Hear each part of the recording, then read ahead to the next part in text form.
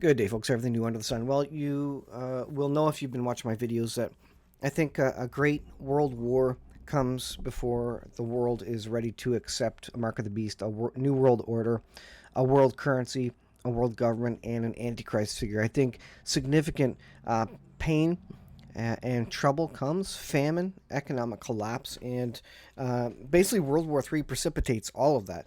And it's the end of the United States as the world reserve currency.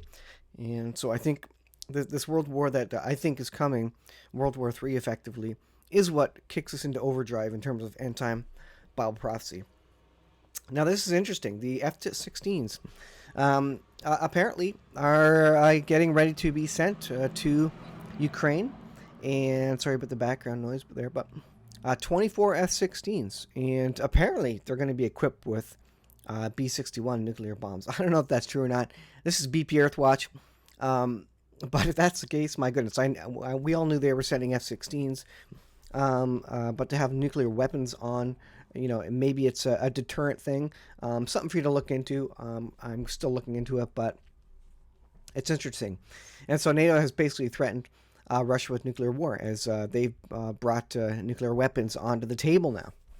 And Moscow says Europe will become a place of skulls. Now, one of the commenters here, and maybe you can fact check this. It was a pinned comment by BP. Stephen Heckler, Homeland Security drills and training for comms down and grid down here in Houston area. Now, as we get closer to World War III, and whether it's a Red Dawn event or simply NATO starting World War III, something like that, what's going to go down first? It's going to be communications. It's going to be the internet. All ways to talk to each other, to do any banking, anything you can think of in terms of communicating digitally, paying for things, telephones, cell phones, emails, etc. All that will be going down by way of massive cyber attack. So it makes sense, and satellites, by the way. So it would make sense because Russia, if we go into World War III, they're going to cut all the fiber optic lines, all the internet lines between the countries, between the continents, all fiber optic that is known, and telephone lines will be cut. Satellites will be some of the first things to be destroyed in space because they're going to take out military communications probably first. And I think it was but an interview, I forget who it was, with a guy on Canadian Prepper who said, the first thing that you're going to see prior to World War III is indeed that communications going down, satellites being taken out. So interesting that Homeland Security is now drilling for a comms down and grid down situation. And so they should be. And maybe that's part of the regular drills. But I'll warn you that at any moment in time, you could lose all communication. And when you do, when that happens in your location, that effectively means Mad Max. People will be streaming onto the streets. They'll be tapping the screens on their cell phones. Nothing's working. They'll be panicking. Because when they can't receive information, when they can't call anybody, they will be desperate for very many reasons. A, they don't know what's going on. B, they can't get in contact with their loved ones. What's the first thing to do when an emergency happens? They call their loved ones and they say, I'm here, this is happening. Are you okay? And when people can't do that, they're going to get upset very, very quickly, and it will get out of hand very, very quickly. So this NATO drill in Germany is occurring. NATO begins unprecedented air drill in show of strength. This is Yahoo News. New York Times, NATO nations begin giant Air Force drills in Germany. This is Russia Today, RT.com. Largest ever NATO drill underway. According to Berlin's military, the drills, which have been dubbed Air Defender 23 and are being hosted by Germany, will play out and mostly in the nation's airspace between the June 12th, that's today, starting today, and the 23rd, with some operations taking place in the Netherlands and the Czech Republic. The mass exercise will involve some 10,000 service members, 250 aircraft, 100 planes, fielded by the U.S. alone. So this is Russian, media. Russia knows all about this. And in this technological age, how do you get equipment to the battlefield without the your opponent knowing, so that there's no way of doing a surprise attack in this day and age, storming a beach like Normandy in World War II or something. There's no way to do that because there's so much digital, satellite imagery, etc. You know exactly what's happening. So if World War III was being staged, you would see it in this way, where assets would be moved to a particular country and they would have war drills. And then at some point that would go live because you would have all your equipment, all your assets in forward operating bases, ready to go, all practiced up, and then the drill goes live, right? You've heard that before. There's no other way for them to get equipment there. If nothing was happening, they wouldn't need to move huge amounts of weaponry to Germany for this massive NATO drill. And who is which country really triggered this Ukraine war or supported it? Well, Germany, because of the Nord Stream pipeline being destroyed. And some say now that was Ukraine, special forces in Ukraine that did that, and apparently the U.S. didn't know about it. Well, I don't believe that, but maybe that was to draw Germany into it. But certainly Germany was reliant on Russia, and nations like the U.S., indeed Trump, told Germany that they need to not be so dependent on Russian oil and gas. And so Germany was one of the NATO nations that, wasn't too interested in backing Ukraine against Russia. But as soon as that happened, Germany had nothing else to live for, effectively. They didn't have energy from Russia. Now there's no reason not to join the fight against Russia at that point. So, incredible NATO drill underway. Again, this would be the only way to get your assets to forward operating bases ready to go, staged, all in one place, troops on the ground, if you were planning some sort of operation.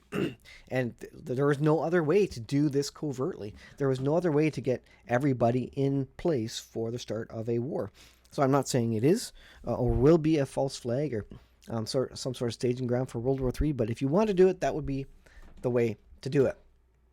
Now, you'd expect a lot of, if Russia knows the U.S. is highly involved, and obviously it's common knowledge. It's common knowledge that U.S. is bankrolling Ukraine, giving lots of weapons.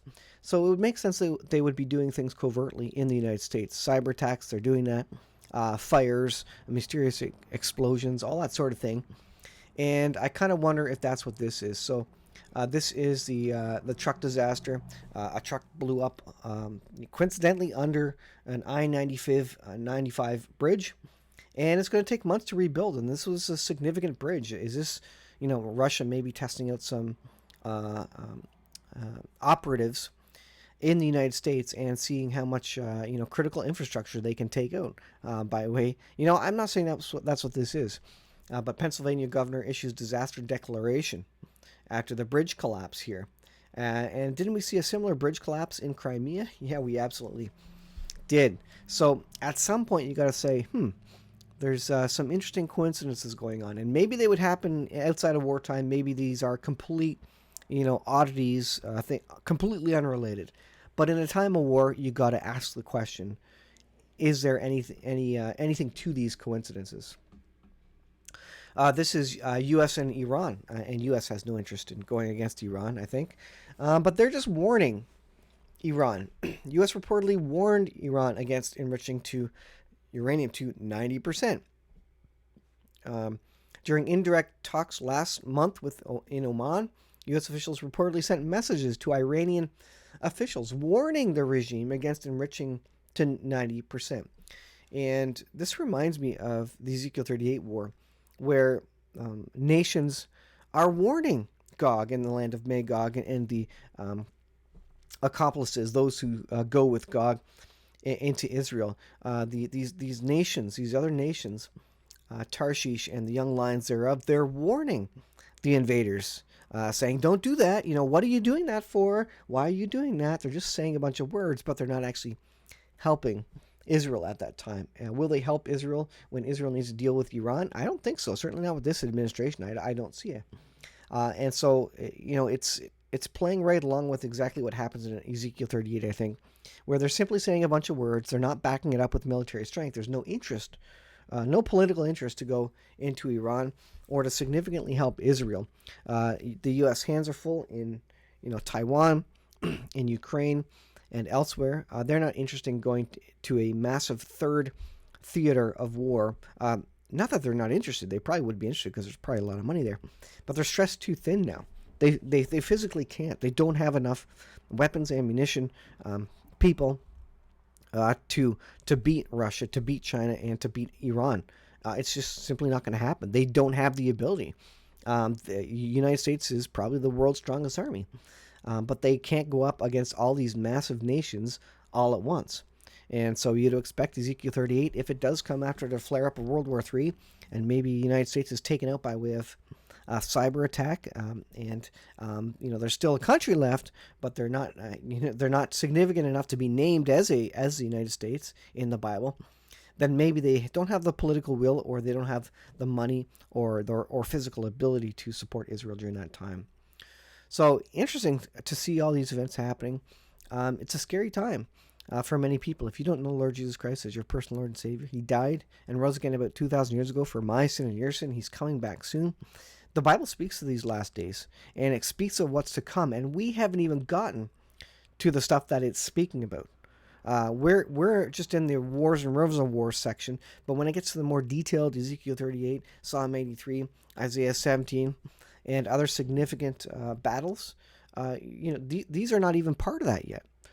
So there's a lot more. We ain't seen nothing yet in terms of Bible prophecy. It's going to be shock and awe like you would not believe. And when that happens, I probably won't be making videos anymore. Communication will be shut down. You're going to be on your own. So you need to be prepared. You need to have some knowledge, some wisdom, some books about survival. You need to have a plan. But after all is said and done, you need to have faith in Jesus Christ. He's going to be the only one that's going to ultimately be able to help you through these times. Thanks for watching. We'll see you in the next video.